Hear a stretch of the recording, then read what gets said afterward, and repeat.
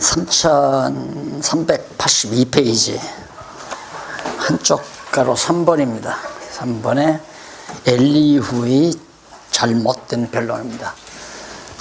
엘리바스, 빌닷, 소발, 이게 세 친구죠.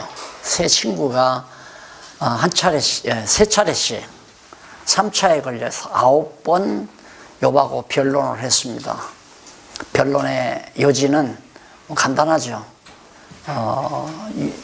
그 욥의 세 친구가 주장하는 것은 일반적인 윤리와 도덕적인 측면에서 네가 범죄를 했기 때문에 벌받아서 너는 망했다. 이제 그거죠. 결국은 네가 형통했지만 죄를 져서 망했다.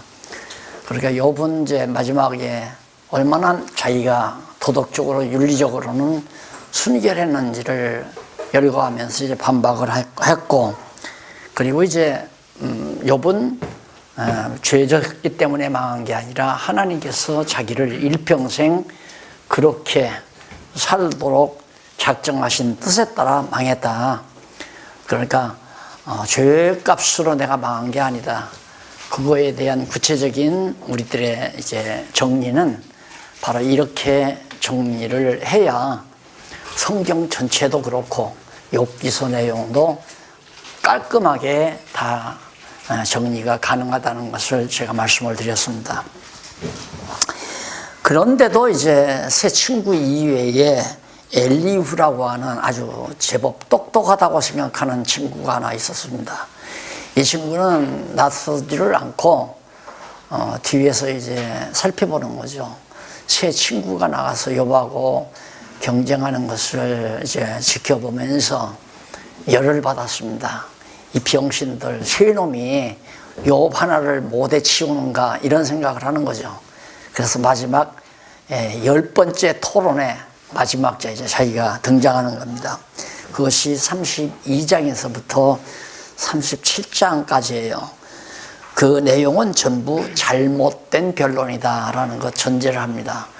엘리후의 말들은 전부 잘못된 도덕에 기초하고 인간의 행위에 기초한 그런 잘못된 인본주의적 사고방식에서 나오는 논리라는 것을 전제하면서 우리가 살펴보면 되겠습니다. 우선 변론의 동기부터 설명합니다. 32장에 보면 변론의 동기는 32장 1절로 5절, 그 83페이지에 나오죠. 거기 보면 엘리후는 스스로 의롭다고 주장하는 욥에게 노를 바랍니다. 엘리후가 가만히 뒷좌석에 앉아서 욥하고 욥의 친구들하고 변론하는 얘기를 들으니까 욥이 계속해서 자기가 의인이라고 자꾸만 하는 것 같아요. 자기는 죄 없다. 내가 죄로 망한 게 아니다. 이런 말에 열받은 겁니다. 그 엘리후가 그건 단순해요. 죄 없는 놈이 어디 있느냐 이거죠. 쉽게 말하면 다 죄인인데 이제 이런 논리에서 엘리후가 열받아 가지고 욥에게 노를 바라는 내용이 1절로 5절에 나와요. 그 노를 보면 욥이 스스로 의롭게 여김으로 그 세 사람의 대답이 그침에 계속 자기는 죄져서 망한 게 아니다. 나는 순전하다. 너희들이 말하는 대로 도덕적으로 윤리적으로 그런 흉악한 일은 내가 하지 않았다. 이제 그렇게 마지막 변론을 했잖아요. 근데 이 세상에는 그런 도덕군자들이 없잖아. 있을 수 있어요. 아주 선언을 하기 위해서 왜 우리가 마을에 지나다니다가 보면 동네 마을 입구에 선적비라는 게 있습니다. 선적. 선한 일에 대한 업적을 기리는 비를 하나 해주죠. 뭐 고을 원님이 가난할 때 쌀을 풀어서 동네 사람들을 먹였다. 그런 때 이제 선적비를 해놓고, 그래서 이 도덕군자들 다 공자의 제자들이죠. 공자의 제자들. 그런 공자의 제자들은 이제 그런 원칙에서 살아갑니다. 세상에서 덕을 쌓아야 행운이 온다, 복이 온다. 덕을 쌓지, 도덕을 쌓아야 쉽게 말하면 그래야 복을 받는다. 이게 이제 기본 인간의 보편적 상식에서 만들어진 개념 아닙니까? 그게 사람들 마음속에 은연중에 다 저 천벌을 받으려고 그러거든요. 천벌. 거기서 이제 그 공자의 독 가운데 순천자는 존하고 역천자는 망한다 하는 그런 말도 있는데, 수천이라는 말을 보통 어떤 사람은 하나님이라고 말하지만 자연신론자들이에요. 천을 의지하는 자연신론에 의존하는 사람들. 그러니까 이 세상은 바로 이 자연이 선한 일을 해야 우연히 우리가 복을, 신이, 그걸 신이라고 그러죠. 자연신. 태양도 신이고, 달도 신이고, 별들도 신이고, 물, 목, 나무, 돌 다 신이라고 생각하잖아요. 그런 신으로부터 복이 온다. 그래, 도덕을 잘 지켜야, 도덕적으로 살아야. 그것으로 이제 요순 세계를 펼쳐 나갔다고 생각을 하잖아요. 물론 인간의 행위를 이렇게 유도하는 데는 도움이 좀 되는지 모릅니다. 그러나 인간의 본질은 변할 수가 없어요. 인간의 본질은 본래 악하기 때문에. 그런데 이 엘리후는 친구들이 욥에게 토론해서 달리는 것을 보고 화가 나서 내가 이렇게 등장했다 하는 얘기예요. 그러면서 6절로 10절에 보면 84페이지 32장 6절로 10절에 보면 엘리후는 전능자가 총명을 주심으로 변론을 한다고. 자기도 하나님께서 자기에게 총명, 지혜와 총명이라고 그랬죠. 총기, 그 밝은 총기를, 지혜의 기능을 말한다고 보면 됩니다. 총명이라고 하는 건 명철은 이제 행위의 선택을 정확하게 하는 걸 명철이라고 그렇게 선악을 분별할 수 있는 지혜. 그런데 그 총명을 하나님께서 나에게 주기 때문에 너하고 변론하겠다 이거예요. 똑같이 하나님으로부터 지혜와 총명이 욥에게도 왔고 엘리후에도 왔는데 이론은 다르다예요. 토론 내용은 달라요. 그럼 보나마 하나 둘 중에 하나는 거짓이죠. 둘 중에 하나는 확실히 거짓이란 말입니다. 물어볼 것 없이 엘리후가 하나님께로부터 총명을 받았다는 말은 거짓일 수밖에 없습니다. 거기 조금 읽어보면 부수 사람 바리게르 아들 엘리후가 발언하여 가로되 나는 연소하고 당신들은 연노함으로 참고 나의 의견을 감히 진술치 못하였노라. 나이가 좀 어렸던 것 같아요. 어리니까 어른들끼리 얘기하는데 끼어들기가 그러니까 참고 듣고만 있었는데 욥이 하는 말이 마음에 안 든 거죠. 더더군다나 뭐 젊은 사람들은 더 말할 것도 없는 거죠. 그러니까 나이가 들면 지혜가 열려서 하나님을 바르게 알아야 되는데 이게 그냥 그대로 상식에 굳어져 버리면 완전히 도덕군자가 되는 거죠, 인간이. 그래서 성경을 모르고 연세가 들면 소위 이제 보수파라고 하는 거예요. 전부 율법주의자예요. 우리나라 보수교회다 하면은 도덕군자들이에요. 율법주의자. 그리고 율법을 갖다가 도덕적으로 해석해 놓고 주석도 보면 이게 도덕인지 율법인지 그게 다 분간하기 힘들도록 만들어 놨거든요.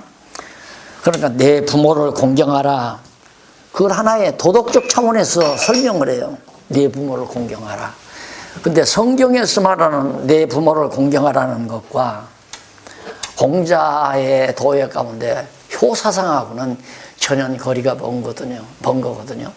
성경에서 말하는 효는 부모 공경하라는 말은 부모로부터 여호와 경외하기를 배우기 때문에 부모에게 순종하라는 겁니다. 이게 부모가 여호와 경외하기를 가르칠 때 내가 순종하고 부모의 가르침을 받으라. 그것이 이제 성경이 말하는 부모에게 순종하라는 말이고, 공자가 말하는 부모에게 순종하라는 말은 그냥 인륜적 차원에서 하나님이 개입이 안 돼요.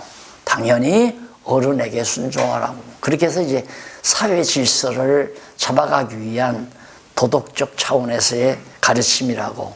그게 전혀 달라요. 부모에게 순종하라는 말이 도덕적인 차원이 아닌데 성경을 그런 식으로 다 해석해 놓으니까 이게 다 얼버무려지는 거죠. 지금 이 엘리후도 그런 상태나 다름이 없습니다. 내가 당신들과, 그러니까 당신들이란 욥과 욥의 친구들 네 사람을 가리키는 겁니다. 당신들의 말을 기다렸고 당신들이 할 말을 합당하도록 하여 보는 동안에 그 변론에 내 귀를 기울였더니 혹시나 좋은 말, 합당한 말을 할까 하고 귀를 기울이고 자기가 들었다. 그런데 자세히 들은즉 당신들 하는 말을 잘 들어보니까 당신들 가운데 욥을 꺾어 그 말을 대답하는 자가 없도다. 어떻게 친구 세 사람이 그래 한 사람이 욥의 이론을 꺾지 못하느냐. 참 답답하다. 이제 이 얘기예요. 당신들이 혹시라도 말하기를 우리가 지혜를 깨달았었구나. 그를 이길 자는 하나님이시요 사람이 아니라 하지 말지니라. 욥을 이길 사람은 하나님밖에 없다고 그러고 핑계대지 말아라. 그러면서 자기 친구 세 사람을 구박을 합니다. 쉽게 말하면. 그러면서 이제 자기는 자신 있게 욥을 이길 수 있다고 나타나는 거죠. 그러면서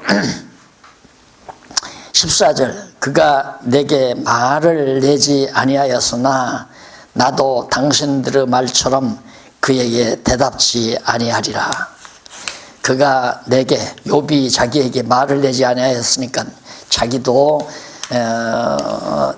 나도 당신들의 말처럼 그에게 대답지 않겠다. 그러면서 엘리후가 기다릴 수가 없고 가슴이 터질 것 같아서 말을 한다고 합니다. 너무 답답하다. 욥이 하는 말이 어떻게 인간이 죄가 없을 수 있나 이러면서 이제 정말 답답한 거예요. 죄가 다 있는데 죄 없다고 자꾸 주장하고 자기가 볼 때도 분명히 욥이 죄를 많이 해서 죄값으로 망한 것이 확실한데 욥이 그게 아니고 하나님의 작정하신 뜻에 의해서 됐다고 그러니까 막 열불나는 거죠. 제가 여기 와서 목사님들 강의하는 도중에도 많은 사람들이 돌아갔잖아요. 그분들이 왜 돌아갔는지 저는 압니다. 열받아서 돌아간 거예요. 사람은 뭐냐 그러면 다 인간 로봇이냐?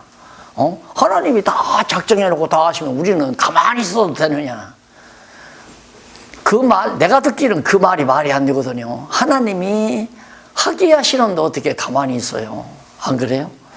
이게 모두가 다 하나님의 작정 섭리 가운데서 되는데 자기들이 근본 가지고 있는 사상은 그 욥의 세 친구들과 같은 신학 사상을 대부분 다 가지고 있어요. 너나 할 것 없이 아까 사석에서도 목사님들 몇 분이 말씀하셨지만은 장로교나 감리교나 성결교나 오순절이나 할 것들이 다 똑같아요. 다 신인 합력설이에요. 우리가 어떻게 하면 우리가 하나님께 잘하면 은혜 받고 잘못하면 은혜 못 받고 기도 열심히 하면 은혜 받고 기도 열심히 안 하면 은혜 못 받고 이거 전부 그런 사양 다 있잖아요. 철야 기도하면 은혜 받고 금식 기도하면 하나님께서 축복해 주고 뭐 이게 전부가 다 인간의 행위 여하에 따라서 하나님께서 복도 주고 저주도 준다. 그 생각 안 가지는 사람이 누가 있어요? 대부분 다 가지고 있죠. 장로교 목사님들도 칼빈 신학을 했다는 사람들은 다 똑같아요. 나도 장로교 신학 서당동 총신했잖아요. 가관이에요. 그러니까 열받아가지고 가는 거죠. 뭐 아마 속으로 그래. 저 새끼 웃기는 거 알지도 못하면서 와서 뭐 목사들 모아놓고 짓거린다. 그러고 왔을 거예요, 아마. 내가 다 알죠. 그래도 이렇게 남아주셔서 끝까지 같이 진리 안에 산다는 거 너무 참 감사한 일이고 가슴이 터지죠. 못 견뎌요. 그냥 나가버리죠. 제가 신학교 강의할 때도 학생들이 강의 듣다가 막 중간에 튀어나가 버려요. 그냥 다 자기의 공로 아, 나는 이렇게 해서 은혜 받았고, 나는 은혜가 풍성하고, 하나님이 나에게 신권을 줬고, 뭐 이런 생각 가지고 자기가 앞으로 목회에서 대성하려고 신앙교 와서 하는데, 내 강의를 들어보니까 완전히 다 그냥 맥이 풀리잖아요. 그러니까 그냥 열받아가지고 나가고 중간에. 이 엘리후가 똑같은 상태예요. 거기 한번 조금 읽어볼까요? 그들이 놀라서 다시 대답지 못하니 할 말이 없음이로구나. 친구들이 아무 말을 못해요. 이제 졌다 이 말입니다. 그러니까 16절 그들이 말이 없이 가만히 있어도 다시 대답지 아니한즉 내가 어찌 더 기다리랴. 말도 안 되는 욥의 말을 듣고도 말을 못하고 가만히 있으니까 내가 도저히 열받아서 가만히 못 있겠다. 그래서 내가 말을 하겠다. 지금 그런 얘기예요. 자, 넘어가서 33장 13장부터 36장 16절까지 엘리후의 신관입니다. 그런데 엘리후는 어떤 신관을 가지고 있나? 앞서 우리는 욥의 신관을 배웠죠. 욥의 신관을 봤는데 엘리후의 신관은 도대체, 그래서 여러분 아까도 제가 말씀드렸잖아요. 제일 중요한 게 신관입니다. 신관.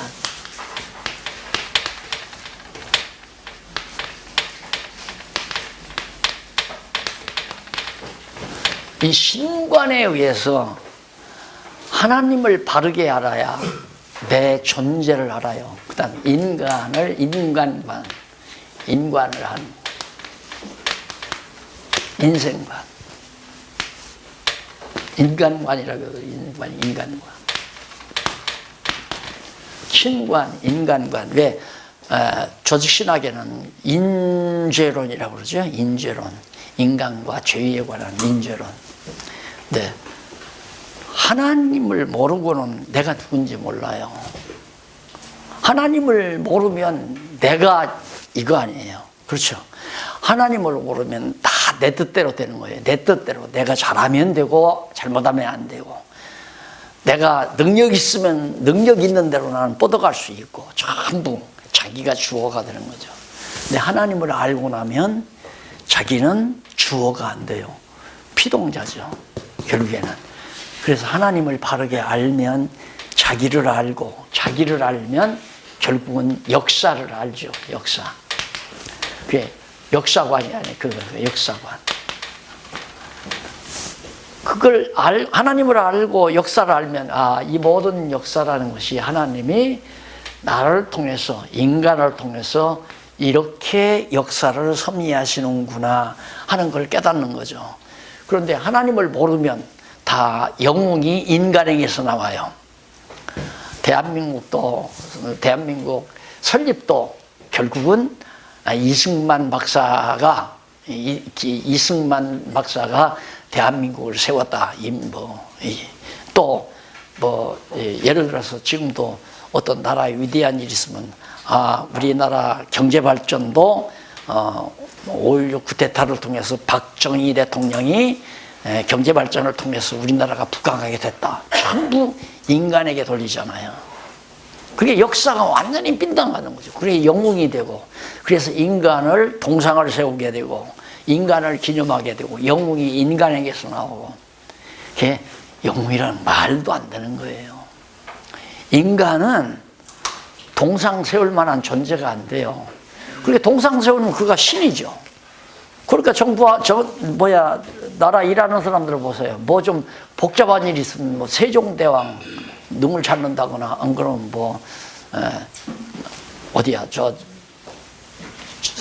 충남에 있는 무슨 현충관인가?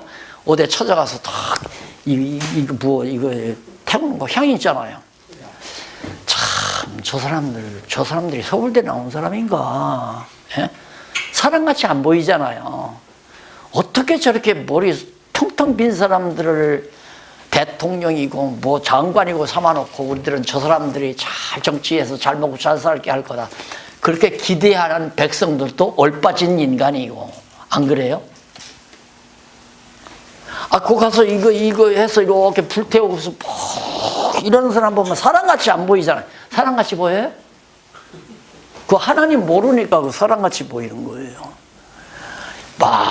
정말 국빈 온다고 그 젊은 놈들 뭐 하나 이렇게 씌워주고 총 하나 내어주고 이렇게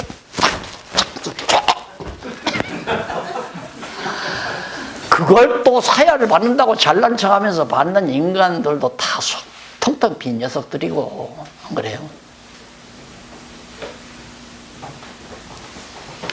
우리가 하나님을 바로 안다는 거 얼마나 우리로 하여금 우리 자식 교만하게 하는 게 아닙니다. 한없이 겸손하지만은 한없이 뿌듯하죠.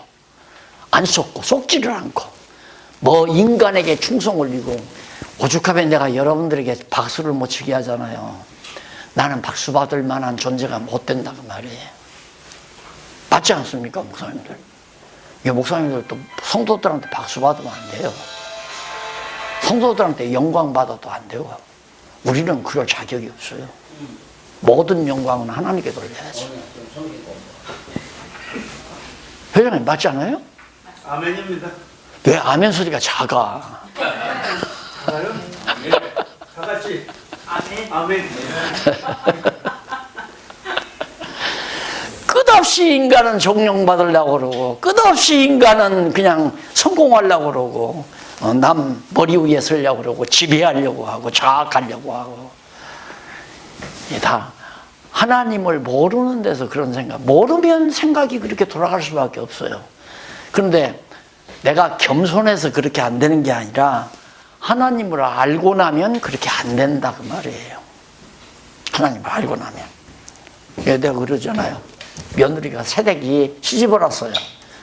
근데 시아버지 시어머니하고 같이 살게 됐어요. 그런데 시아버지가 해외여행을 떠났어요. 예를 들어서 한 열흘 해외여행을 떠났어요. 너무너무 좋아가지고 이 며느리가 시어머니하고 이제 시아버지하고 여행을 떠났으니까 열흘 동안 자유 아니에요. 그전에는 긴 치마에 입고 하면서 이렇게 다니다가 시아버지 시어머니 들어가니까 완전히 핫팬츠 입고 막 돌아다니잖아요. 안 계시니까. 그러니까 하나님이 계시고 살아계시다는 거, 어떤 하나님이 살아계시다는 거 딱 알면 자동적으로 낮아지게 돼 있고 겸손하게 돼 있고 잘난 척 안 하게 돼 있고 없으면 제 멋대로 하는 거예요. 제 멋대로. 바지가 짧든 길든 무슨 상관이냐. 나 좀 냈다. 마음껏 그냥 나 애기들하고 고함도 지르고 다른 막 뛰기도 하고 가끔 가다가 경대 앞에서 춤도 추고. 그래 경거망동하게 사는 것은 신관이 없으면 그렇게 살게 돼 있다. 그러니 신관을 바르게 갖는다는 것이 얼마나 중요한가. 그러면 엘리야는 어떤 신관을 가졌기 때문에 어떤 말을 하는가. 아까 점심 먹고 오니까 어느 목사님이 있다가 목사님 그냥 목사님은 그 성경 이렇게 보면 줄줄줄줄줄 얘기가 나오느냐 그래요. 그 성경의 바탕 구조를 아니까 그럴 수밖에 없지 않느냐 그래요. 바탕 구조는 게 신관이에요. 성경이 말하는 신관이 뭔가. 언약대로 이루시는 전능하신 하나님이 전능성, 주권성, 자비성, 신실성, 영원성 이런 속성을 가지신 하나님이 분명히 살아계시다 믿어지니까 주책을 안 부리는 거죠. 그러니까 그렇게 믿어지기 때문에 그런 신을 소개하는 성경이 줄줄줄 보일 거 아니에요. 쭉. 그러니까 그냥 얘기해 나가는 거죠. 그래서 지금 여기 저 목사님 한 분 계시지만 이거 신학교를 세워서 그냥 목사할 사람들을 이 성경 신앙만 가리키면 다 끝나겠다 이거예요. 근데 목사님 할 분들만이 아니라 예수 믿고 사실 분들은 이해해줘. 성경 신학 하면 정말 하나님과 자기 사이에서 그렇게 살아갈 수 있는 삶이 이루어지게 되어 있습니다. 우선 신관 보십시다. 33장 1절로 7절에 보면 엘리야는 창조주 신 앞에서 자기와 욥이 일반이라고. 말 잘했어요. 자, 그럼 보십시다. 얼마나 맞는 말을 했어요. 하나님 앞에서 욥이나 엘리후나 일반이 다 똑같다. 그럼 똑같으면 욥이 망했으면 저도 망해야 되잖아요. 안 그래요? 그런데 왜 똑같다고 전제를 하면서 엘리후는 욥 네가 죄졌기 때문에 망했다 그 말이에요. 그럼 저는 죄 안 졌으니까 안 망했다는 얘기 아니에요. 그럼 똑같은 게 아니죠.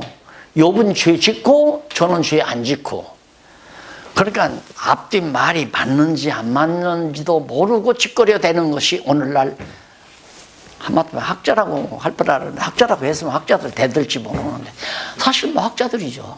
앞뒤 말이 맞는지 안 맞는지도 모르고 누구가 그러더라 하고 갖다 써놓고, 누구가 그러더라 하고 갖다 써놓고, 누가 그러더라고 하는 게 그거 무슨 능력이 있어요? 그게 무슨 권위가 있고, 하나님의 말씀이 이렇다라고 해야 권능이 있는 거예요. 권세가 있는 거죠. 그러니까 엘리후는 벌써 첫 마디부터가 함벌에 빠지는 거예요. 함벌. 자기 이론에 대한 함정을 파는 거예요. 너나 나나 하나님 앞에서 똑같다 했으면 똑같이 망해야죠. 자기도. 욥이 죄 때문에 망했으면 저도 죄 때문에 망했어야죠. 저도 죄인이니까. 그러면서 하는 말이 8절로 12절. 엘리후는 욥에게 하나님은 사람보다 크시다고 그래요. 아, 또 그럴듯해요. 엘리후는 사람보다 하나님이 크다. 사실은 사람보다 크다가 아니라 사람과 비교할 수 없이 크다. 절대적이다 그 말이죠. 사실은 절대적이다 하나님은. 그런데 너 어떻게 하나님 앞에서 건방지게 하나님 앞에서 의롭다고 그러냐. 지금 그걸 욥의 이론을 꺾기 위해서 지금 이걸 등장시키는 거거든요. 욥의 이론을 꺾기 위해서. 그래서 이제 보통 우리 목회자들이 성도들에게 그러잖아요. 은혜를 강조할 때는 참 다 우리 공로가 필요 없다. 다 은혜. 이렇게 은혜로 이제 우리 행위를 갖다가 전혀 전제하지 않다가도 성도들이 열심도 안 내고 연보도 안 하고 일도 잘 안 하고 할 때는 행위를 강조해야 되잖아요. 그래가지고 천국 갈 거냐고, 하나님 상급 안 받으려느냐고, 상급 받아야 될 거 아니냐고. 상급 받으려면 상급 받을 짓을 해야 된다고. 또 행위를 강조해요. 그러니까 성도들이 다 미치는 거예요. 다 도는 거야. 이게 앞뒤가 정리가 안 되니까 언제는 은혜로 구원 얻는다고 했다, 언제는 행함이 있어야 구원 얻는다고 했다가, 아까도 저 밖에서 목사님들 그런 얘기합니다. 어느 분이 요한계시록을 가리키는데 250만 원씩 받는데요. 근데 요한계시록 보면 전부 막 공갈 협박이죠. 정말 하나님 앞에 충성하지 않으면 상급 못 받고, 면류관 대신, 금면류관 대신 개털 모자 받고, 이런 식으로 이제 공갈 협박을 가하는. 그러니까 이게 하나 정리가 안 되는 거예요. 은혜면 은혜고 공로면 공로지. 은혜와 공로가 양립될 수는 없잖아요. 네. 하나님은 절대자고 인간은 사실은 완전히 상대자예요. 그 하나님은 전능자라면 인간은 무능자란 말입니다. 그 하나님은 사람보다 크다라고 했을 때 하나님은 사람의 능력보다 더 많다. 그러면 하나님이 70이고 인간이 30이라고 해도 맞는 얘기 아니에요. 인간 30% 힘을 가지고 있는 것보다 하나님은 70%를 가지고 있다. 그 말은 아니라 이거예요. 완전히 하나님은 100%다. 인간은 전혀 무능하다. 전혀. 하나님의 전능성을 말하면 인간은 무능하다. 이게 이제 성경적이거든요. 하나님이 하게 하지 아니하시면 인간은 아무것도 할 수 없는 거예요. 우리가 아까도 말씀드렸지만 하나님께서 성령이 우리를 붙들고 계시면 절대 죄를 못 져요. 죄 질 수가 없죠. 성령이 나를 붙들고 있는데 어떻게 죄를 져요. 그런데 성령께서 사단의 욕구에 맡겨버리면 사단이 나로 하여금 죄를 짓게 하는 거죠. 죄 짓는 것도 내 마음대로 못 져요. 사단의 종 노릇을 해야, 사단이 죄를 지켜야 짓는 거지. 그러니까 죄를 질 때는 사단의 종로로 타는 거고, 선한 열매, 하나님의 뜻대로 살아서 성령의 열매를 맺을 때는 성령에 사로잡혀서 성령의 열매를 맺는 거고, 그 내공로가 어디 있어요? 성령의 열매는 성령의 능력으로 맺은 거고, 죄 짓는 건 사단의 종노릇해서 죄를 짓는 거고, 자기 마음대로 죄를 질 수도 있고 의를 선을 행할 수 있다. 이게 자유의지 아니에요. 인간의 자유의지. 이게 인간의 자유의지가 내가 선을 행하고 싶으면 선을 행하고 악을 행하고 싶으면 내가 행한다. 그게 이제 보통 모든 사람들이 생각하는 생각이거든요. 그런데 하나님은 그게 아니에요. 아까 그림 그려드린 도표. 기본적으로 인간은 사단의 종으로 이 세상에 태어나요. 앙하고 엄마 배 안에서 나올 때부터 벌써 사단에 사로잡힌 영혼이에요. 거기에다가 하나님께서 택한 백성에게는 바로 말씀의 씨를 떨어뜨리죠. 그래서 거듭나고 중생케 해요. 그래서 거기에서 하나님의 백성이 자라나게 하시는 거죠. 속사람이 자라나게. 그래서 구원하는 거 아니에요. 그러니까 성령의 능력 아니면 우리가 거듭나고 중생할 수가 없고, 성령의 능력이 아니면 사단의 종로로 사다가 그냥 죽는 거고, 불택자는 그냥 나면서부터 사단의 종로로 하다가 죽을 때까지 사단의 종로로만 하다가 사단의 왕초에 따라서 지옥으로 가는 거고, 택자는 사단의 종으로 태어나지만 성령의 능력에 의해서 거듭나고 중생해가지고 속사람이 자라서 성화돼가지고 하나님 따라 가는 거고, 그러니 내가 무슨 자유의지가 있어요. 근데 이게 정리가 안 되니까 자꾸만 인간의 자유의지가 있다는 거예요. 그러니까 열심내서 선한 일 하면 하나님께 복 받고, 선한 일 하지 않으면 벌 받아서 망한다. 욥 너처럼. 너 그러니까 죄를 졌으니까 네가 망했지 죄 없이 어떻게 망하느냐. 지금 엘리후도 똑같은 말 하려고 하는 거예요. 하나님은 사람보다 크다. 그러면서 13절로 18절에 보면 엘리후가 하나님은 교훈해서 멸망치 않게 하신다고. 이런 때는 뭐야? 요걸 얘기해. 깨닫게 해서 구원에 이르게 한다. 멸망치 않게 한다. 그것도 알아요. 그것까지는 알아.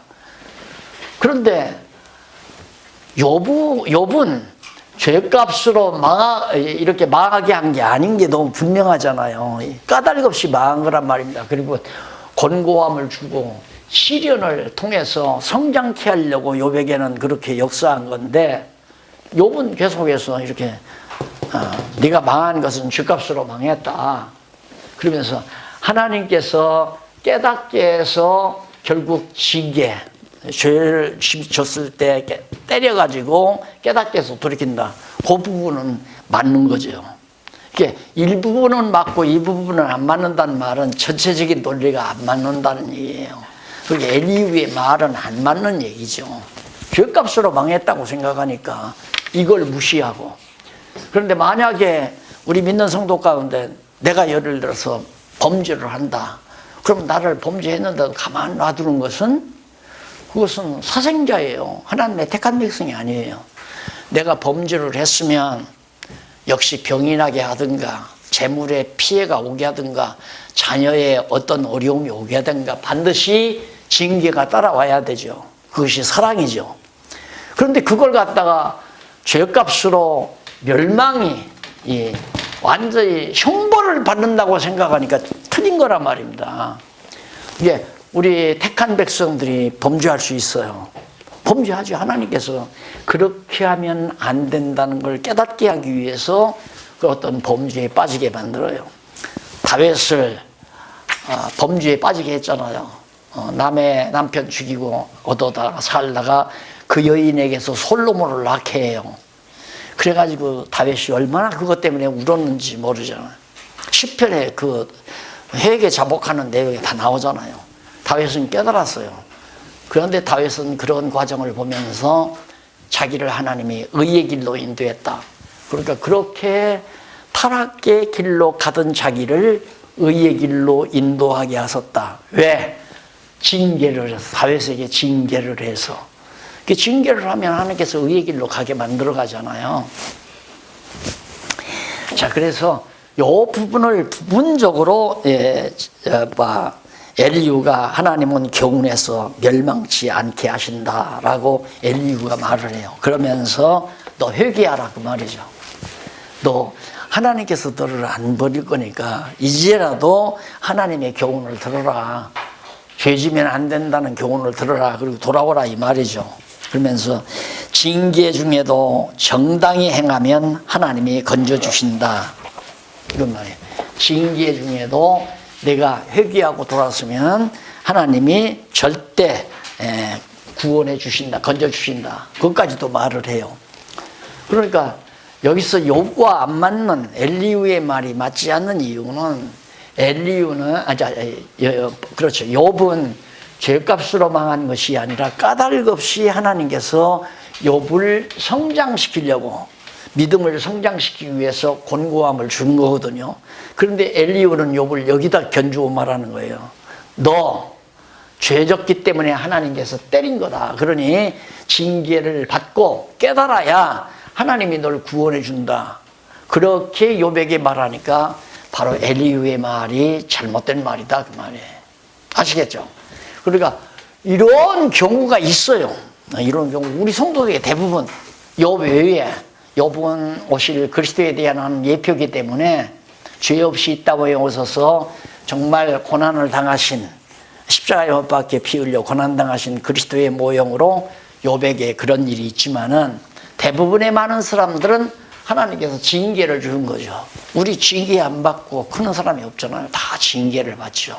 잘못하게 되면 하나님 앞에 하나님이 보실 때 잘못 길로 간다 이거예요. 예를 들면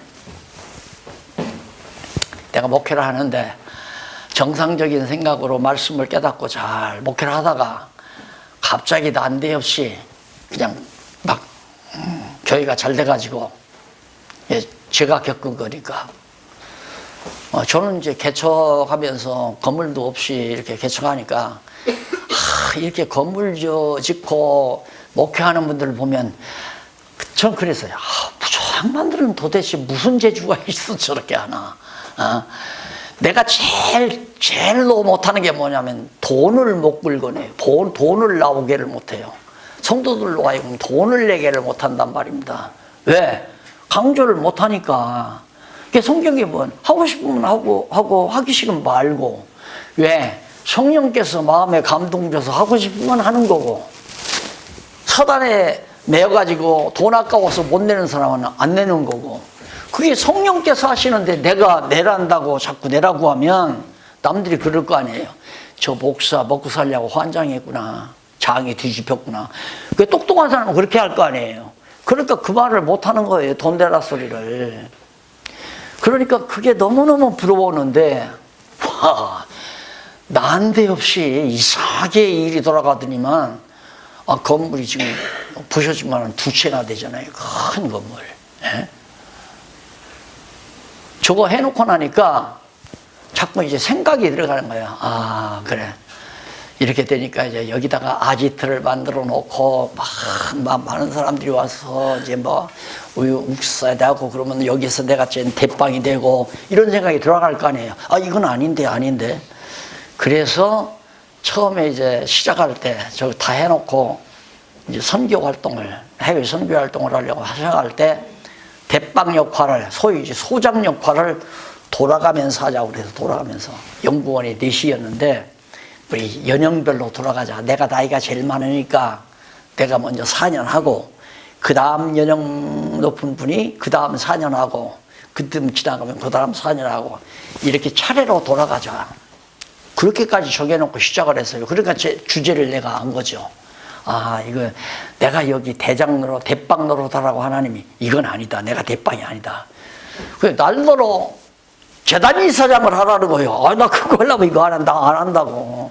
재단 이사장도 안 한다고. 예, 연구하는 소장만 내가 처음이니까 소장이 4년제라니까 4년만 내가 나이 많으니까 먼저 하고 그 다음 차례대로 이렇게 합시다 하고 했는데, 그래도 하나님께서 너 이거 요대로 놔두면 이상해질까 봐서 하나님께서 다 내 계획 다 헐어버리더라고요. 그래서 처음에는 헐어지니까 좀 아쉬웠는데 지금 생각하면 하나님이 너무너무 나를 사랑하신다. 잘못된 일로 가지 못하게 딱 막으시는구나. 그렇게 생각해서 지금은 아무 데서라도 그냥 소장이든 뭐 대장이든 중장이든 상관없이 예? 말씀 듣고 싶으면 그냥 열심으로 가서 건강이 있는 한 전해주고 끝나자. 이게 이제 딱 정해진 거예요. 그렇게 생각하고 나니까 너무너무 주제 파악을, 내 자신의 주제 파악. 그러니까 하나님께서 원하시는 자에게 듣고자 하는 자를 만나서 듣게 하시는 거. 그러니까 내가 언제 중국 가서 저 목사님 만나서 공부하러 오라고 하겠어요. 하나님 딱 준비해 놨다가 이렇게 딱 공부하러 지금 한 달 동안 특별 연수받으러 오셔서 지금 공부하고 계시잖아요. 저 목사님이 공부하는 이유는 앞으로 여러분이 공부하는 이 교재를 전부 다 중국어로 번역하는 팀장입니다. 이거 번역하는 책임을 지신 분인데, 강의를 듣고 보니까 이 전체 내용을 잘 모르고 번역한다는 건 너무 실수가 많겠다 본인이 느끼고, 내가 가서 먼저 특별 연수를 받겠다 하고 혼자서 저렇게 가족도 다 있는데 오신 거예요. 그러니까 저게 다 내가 하는 것이 아니란 말이에요. 하나님이 그렇게 마음을 주셔서 하게 하는 거란 말이죠.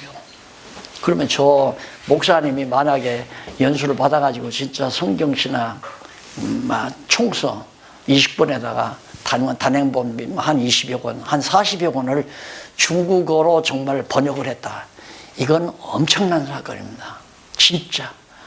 교회사에 있어 엄청난 사건이에요. 지금 여러분들이 공부하는 이것이 중국어로 다 번역이 된다는 얘기입니다. 쉽게 말하면. 그러면 중국 인구가 15억 아니에요, 15억. 15억뿐만 아닙니다. 그 위에 동남아에도 중국어 쓰는 분들이 많고, 중동에도 중국어 쓰는 분이 많고, 20여억의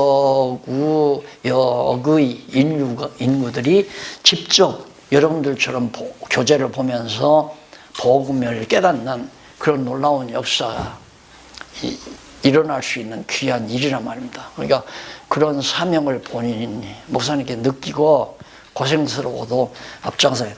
지금 일주일 딱 공부를 했는데요.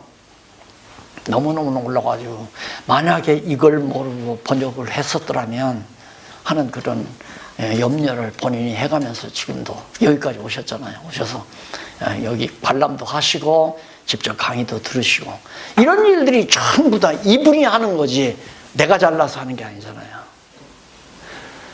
그럼 이제 잘못하게 되면 내가 잘나서다, 내가 이렇게 끝내주게 하니까 막 중국에서도 오고, 막 지금 조금 있다가 유럽에서도 온대요. 18일 날 유럽의 선교사들의 대표회장이 지금 아마 19일 날은, 이번 19일 날 쉰다며? 아니요. 아니, 19일이 아니요? 언제 쉬어요? 26일 날요. 쉬는 날 한 번 쉰다며? 쉰다고 안 했어요? 26일. 26일 날. 26일 날? 그 지도자 모임. 그때. 저 장로님 때문에 쉬는 거구나. 그 장로님이 목사님이죠. 그래. 18일 날 오시면 아마 19일 날 여기 참석하실 거예요, 또. 그렇게 되면 이런 관계를 모르면 자꾸 내 자신이 교만해지게 돼 있어요. 까불지 말라. 야, 난 세계적인 인물이다. 근데 내가 그렇게 안 해도 옆에서 자꾸 막, 목사님은 세계적입니다. 세계적입니다. 초기 말씀운동 30여 년, 40여 년 전에 일어날 때부터, 목사님, 칼빈보다 더 강합니다. 촉칼빈주의입니다. 총신의 촉칼빈주의자라고 소문이 파다했댔잖아요. 내가 주책 없었으면, 하나님을 몰랐으면 내가 교주 되고도 남았을 거예요. 교주. 주제 파악을 잘해야 돼요, 우리. 제일 마음이 안 편한 것은 주제 파악을 안 하기 때문에 마음이 편치 않습니다. 주제 파악이 되면 세상 마음이 편안한 거예요. 아하, 나는 아무것도 아니로구나. 하나님이 모든 일 다 작정해서 섭리해 가신다. 그럼 걱정할 이유가 없잖아요. 왜? 걱정한다고 되는 일이 없으니까. 하나님 정하신 대로 하면 되니까. 그러니까 늘 그러고, 하나님은 오늘은 뭐를 시키려나? 이달에는 하나님 뭘 시키실라나? 11달은 또 침례교 노예에서 성경신학 소개받겠다고 지금 초청받았잖아요. 그 누가 합니까? 내가 이 선전원으로 돼서 그런 게 아니잖아요. 그냥 하나님 앞에서 쓰임받는 종으로, 도구로 쓰임받는 거죠. 그래서 항상 기도할 때도 그런 얘기죠. 하나님 아버지, 악의 도구로 쓰시지 아니하고 선의 도구로, 의의 도구로 써주시는 것 너무너무 감사합니다. 더 바랄 것이 없습니다. 이렇게만 해주세요. 기도 완전하잖아요. 분명하고 확실하잖아요. 욕심이 무슨 욕심이에요. 일 욕심도 필요 없는 거고, 어떤 욕심 부린다고 될 것 같으면 부려야죠. 욕심대로 안 돼요. 하나님 정하신 뜻대로 되는 거죠. 그러니까 이렇게 알고 신앙생활 한다는 것은 평강과 기쁨, 즐거움, 감사, 찬양 이거밖에 없잖아요. 그래서 데살로니가서에 나오는 대로 범사에 감사. 여기 써붙였다. 우리 박 목사님 여기 응접실에 딱 써붙였다. 범사에 감사하라. 항상 기도하라. 쉬지 말고 기도하라. 그리고 항상 기뻐하라. 항상 기뻐하라. 쉬지 말고 기도하라. 범사에 감사하라. 그게 어렸을 때는 세상에 이게 가능한가? 아니, 엄마가 아픈데 내가 어떻게 감사하냐? 내 몸이 아픈데 어떻게 감사하냐? 안 믿어줘요. 항상 기뻐하라.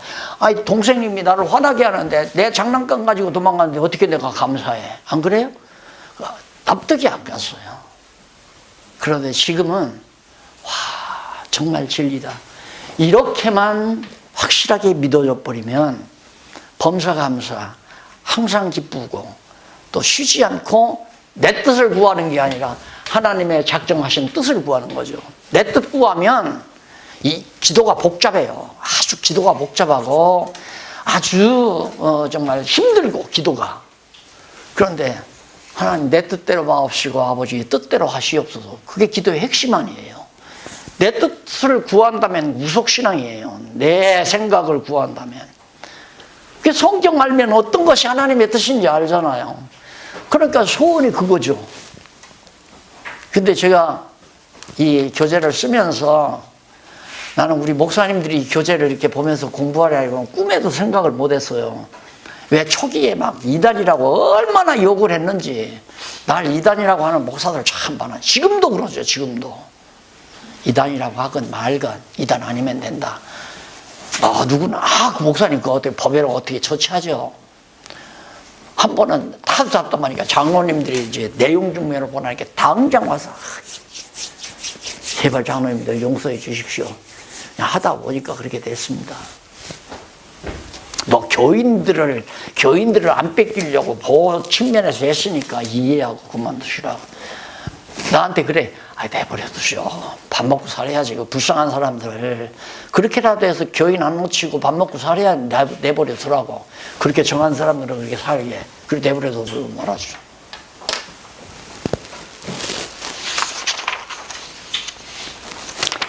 징계 중에도 정당히 행하면 하나님이 건져주신다. 지금 그 얘기예요. 이게 이제 엘리후가 하는 말이거든요. 그 다음 29절로 33절. 거기 보면 엘리후는 욥에게 자기가 하는 말을 충종하라고. 야, 너 엘리후가 말이야. 너 욥 들어. 너 내 말 잘 들어. 근데 해보면 똑같아요. 친구들이 한 얘기나 엘리후가 하는 얘기의 핵심이 다 똑같단 말입니다. 뭐 잘 들을 건 뭐 있어요? 뻔하죠. 그러니까 기존 신앙 공부해봤댔자 그게 그거예요. 그게 그거. 삼위일체.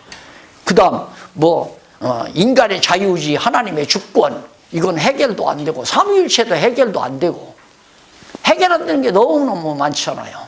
은혜로 구원 얻는지, 행위로 구원 얻는지, 믿음이냐, 행위냐, 믿기도 하고 행하기도 해야 한다. 율법을 행해야 하냐, 율법을 행해서 구원 얻는 건 아니지만, 그래도 구원 얻느냐는 율법을 지켜야 한다. 다 그런 거 아니에요? 이상 없어요, 그거에 다.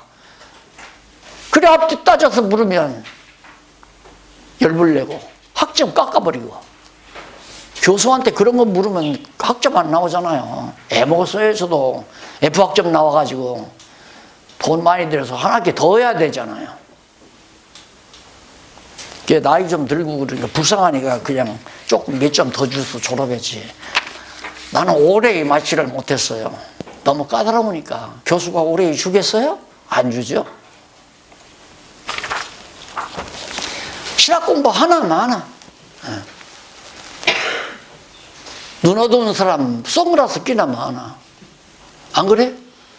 귀 먹은 사람 확성기 대나 많아. 다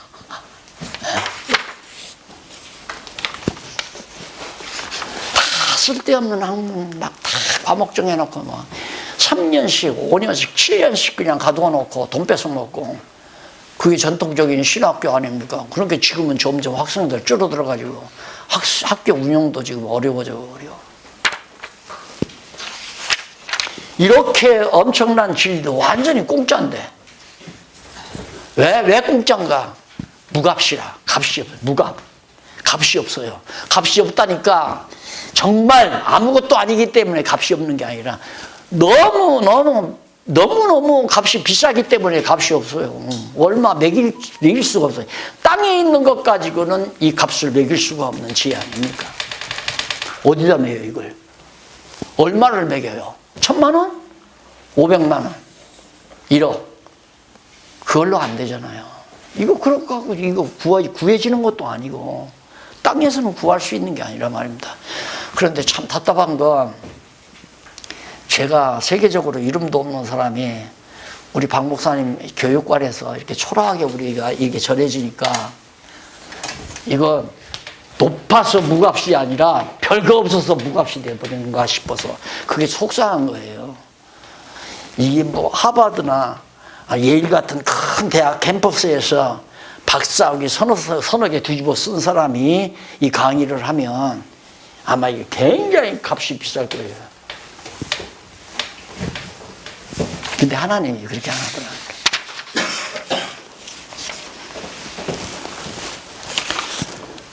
34장 1절로 9절 거기 보면 엘리후가 지혜 있는 자들을 향해 욥이 한 말을 비난하는 내용이 나옵니다. 아주 이제 자기가 비판까지 해요. 엘리후가. 우리 차 한잔 드시고